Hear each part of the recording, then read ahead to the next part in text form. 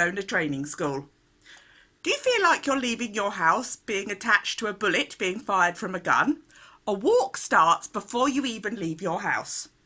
Does your dog start getting overexcited the minute you reach for their lead? This overexcitement only escalates into pulling and running off as soon as you get out on your walk. So what we're going to do is start the training from this point, the minute you are sitting on the sofa thinking about going for a walk. The first thing I want you to do is to drop the W word. Walkies, that is. I don't want you to sit there and try and excite your dog up by shouting walkies for them or encourage them to get excited about their walk. I want the start of a walk to be as calm as possible. This will make such a difference to what happens then on the walk. What I want you to do is to calmly get up and go to where your dog's lead is kept. If you can, attach the lead or put the harness on and then calmly go to the door. If your dog struggles with this, you may need to even just practice walking backwards and forwards to where the lead is kept, maybe opening the cupboard or drawer, and just being able to do this as calm as possible without your dog going totally crazy.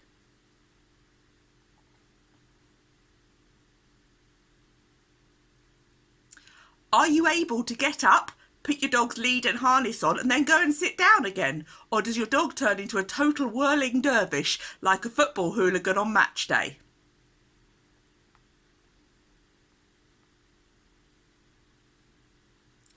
This is going to take some practice for dogs that go to 0 to 100 the minute they see their lead. We're trying to get some nice calm behaviour before you even leave the front door.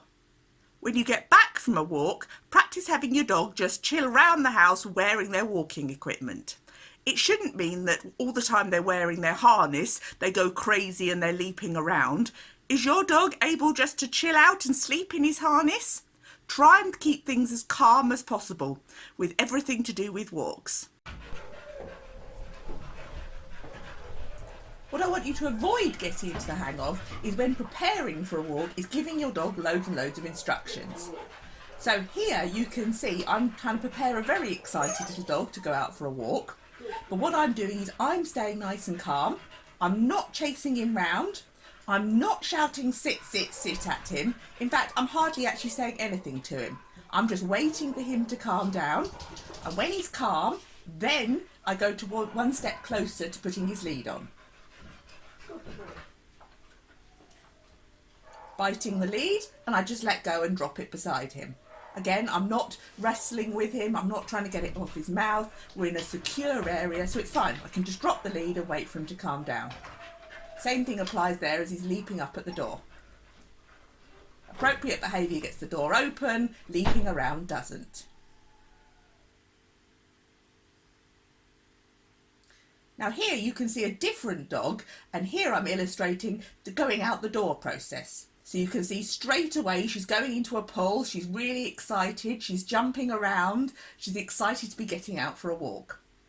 But what I'm doing is I'm just standing waiting for her to take everything in. So you can see now she's sniffing the air, she's seeing what's going on around her. Again, I'm not going sit, sit, sit, I'm not giving her any instruction, I'm just standing there calmly waiting for her to calm down.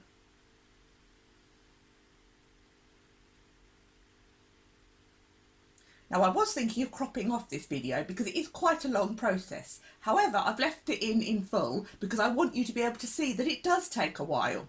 And this is a young dog and probably one of the first times I've actually done this kind of training with her. So it does take a while and it's lots of standing around, but the more patient you are, the quicker it will happen next time. You're teaching the dog just to adjust to what's going on around them because, of course, when they walk outside, the scent, the sight, the sound all hits them and does cause young dogs to get really excited. So you can see how she's adjusting and sniffing and looking and her ears are going, and it just gives her an opportunity just to calm down.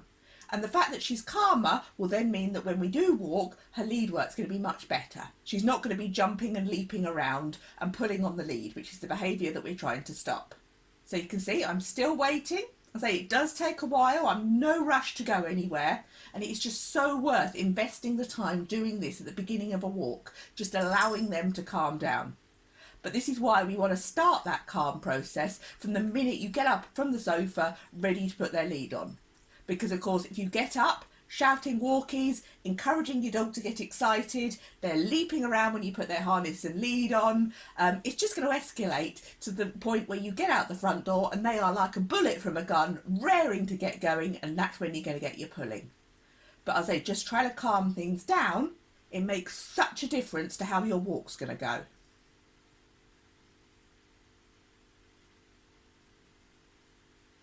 So you can see now the lead is loose. She's just standing there taking it in. So she's beginning to calm herself down. She's not trying to rush off from the front door. But still, I'm just standing there. I'm not saying anything to her.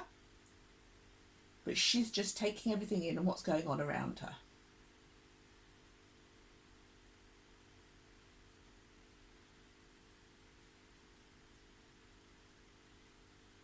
And then you can see when we do start walking, she's just so much calmer. She's not that raring dog that we had to start with trying to go out for a walk. Try and keep things as calm as possible with everything to do with walks. Give it a go, and any problems, let me know.